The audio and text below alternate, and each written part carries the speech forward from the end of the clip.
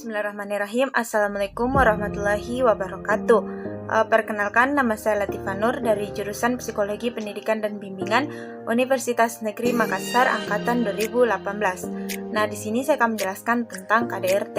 Nah, kekerasan dalam rumah tangga itu merupakan sebuah rumusan yang kemudian dinominasikan dengan penyiksaan terhadap istri, sehingga pada akhirnya banyak sekali penelitian yang kemudian difokuskan pada kekerasan terhadap istri. Nah, kekerasan terhadap istri itu bukanlah isu kekerasan biasa, melainkan sebuah gambaran mengenai relasi kekerasan yang tidak seimbang dengan sebuah hubungan. Nah, kekerasan dalam rumah tangga pada umumnya berhubungan dengan kekerasan berbasis gender. Nah, bentuk kejahatan ini merupakan bentuk diskriminasi yang menghalangi perempuan untuk mendapatkan hak-hak kebebasannya yang setara dengan laki-laki. Nah, tindak kekerasan ini dapat berupa kekerasan domestik dan kejahatan yang berdalih kehormatan. Menurut Hasbianto, bahwa kekerasan dalam rumah tangga adalah suatu bentuk penganiayaan secara fisik maupun emosional atau psikologis. Nah, yang merupakan suatu cara pengontrolan terhadap pasangan dalam kehidupan rumah tangga. Nah, menurut pasal 1 dari Undang-Undang Nomor 23 Tahun 2004 tentang penghapusan kekerasan dalam rumah tangga atau PKDRT. Nah, kekerasan adalah setiap perbuatan terhadap seseorang, terutama perempuan, yang berkaitan timbulnya kesengsaraan atau penderitaan secara fisik, seksual, psikologis, dan atau penelantaran rumah tangga, termasuk ancaman untuk melakukan perbuatan, pemaksaan, atau merampas kemerdekaan secara melawan hukum dalam lingkup rumah tangga. Nah, sedangkan rumah tangga menurut Kamus Besar Bahasa Indonesia adalah sesuatu yang berkenaan dengan kehidupan keluarga dalam rumah. Nah, sehingga dapat dinyatakan bahwa kekerasan dalam rumah tangga adalah suatu perilaku yang dialami oleh sebuah keluarga sehingga menimbulkan potensi korban tidak berkembang. Bentuk kekerasan dalam rumah tangga.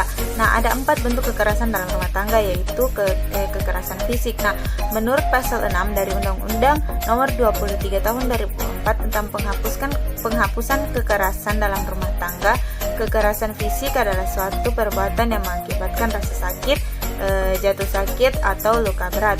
Nah, adapun klasifikasi lain dari kekerasan fisik yaitu kekerasan fisik berat. Yang pertama itu cedera berat, tidak mampu menjalankan tugas sehari-hari, pingsan, luka berat pada tubuh korban, kehilangan salah satu panca indera, mendapatkan cacat, menderita lumpuh, terganggunya daya pikir selama 4 minggu lebih, gugurnya atau matinya kandungan seseorang perempuan, dan terakhir yaitu kematian korban. Nah, kekerasan fisik ringan berupa menampar, menjambak, mendorong, dan perbuatan lainnya mengakibatkan cedera ringan, rasa sakit, atau luka fisik yang tidak masuk dalam kategori berat.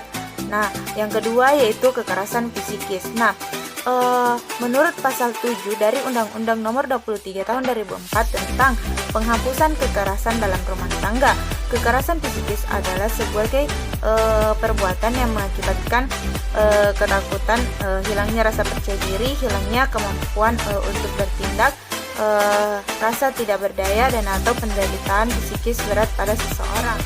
Nah, adapun klasifikasi lain dari kekerasan psikis yaitu kekerasan psikis berat berupa tindakan pengendalian, manipulasi, eksploitasi, dan penghinaan dalam bentuk pelanggaran, pemaksaan, dan isolasi sosial.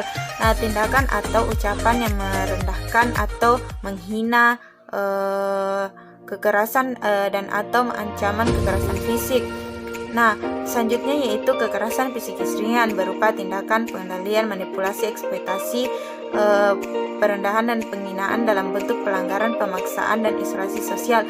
Tindakan dan atau ucapan yang merendahkan atau menghina, seksual, ekonomis, dan masing-masing yang mengakibatkan penderitaan psikis ringan. Selanjutnya yaitu kekerasan seksual. Kekerasan seksual dalam rumah tangga seringkali terjadi tetapi dianggap tidak mungkin sehingga selalu diabaikan.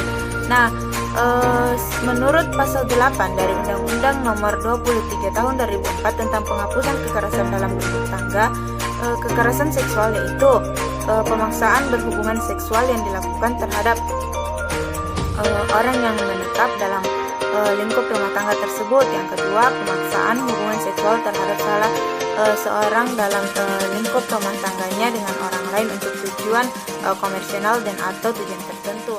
Nah, selanjutnya yang terakhir yaitu kekerasan ekonomi. Nah, kekerasan ekonomi itu mencakup penelantaran rumah tangga dan juga mengakomodasi pelanggaran bekerja yang menyebabkan ketergantungan ekonomi. Nah, menurut pasal 9 dari Undang-Undang Nomor 23 Tahun 2004 tentang penghapusan kekerasan dalam rumah tangga, kekerasan ekonomi itu meliputi setiap orang dilarang menelantarkan orang dalam lingkup rumah tangganya.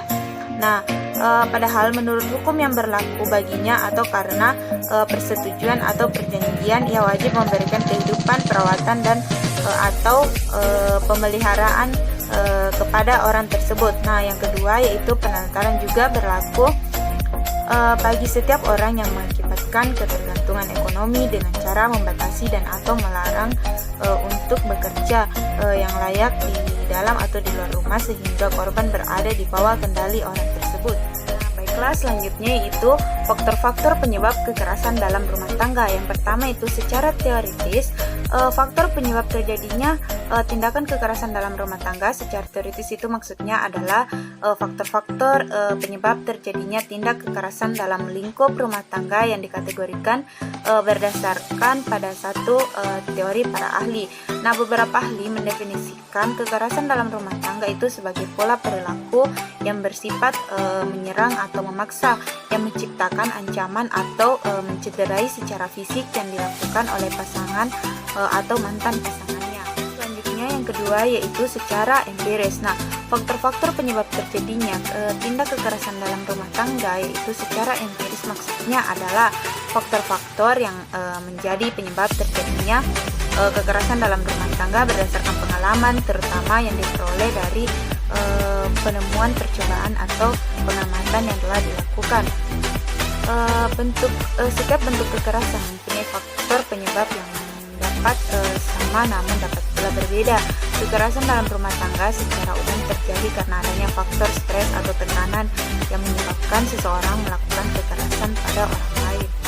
Selanjutnya ada pula faktor lain yang menyebabkan kekerasan dalam rumah tangga, yaitu yang pertama, laki-laki dan perempuan tidak dalam posisi setara. Nah, yang kedua, masyarakat menganggap laki-laki dengan menanamkan anggapan bahwa laki-laki harus kuat, berani, serta tanpa ampun. Nah, yang ketiga, KDRT itu dianggap bukan sebagai permasalahan sosial, tetapi permasalahan pribadi terhadap relasi suami istri. Nah, yang terakhir yaitu pemahaman keliru terhadap ajaran agama sehingga timbul anggapan bahwa laki-laki boleh menguasai perempuan. Penyebab yang khas dalam kekerasan rumah tangga adalah anggapan gender. Nah, telah menjadi akibat yang khas pula terhadap korbannya. Para perempuan yang menjadi korban cenderung menyalahkan diri, merasa sebagai pihak yang telah lalai menjalankan kewajiban, merasa kotor dan tidak berdaya. Pihak korban benar-benar menginternalisasi keyakinan-keyakinan umum bahwa laki-laki berbeda dengan perempuan, sehingga kekerasan dalam rumah tangga dapat terjadi. Nah, korban pun menganggap bahwa pengalaman yang dialami bukan kekerasan dan karenanya tidak pernah berusaha mengungkapkannya. Baiklah, itulah materi yang sempat saya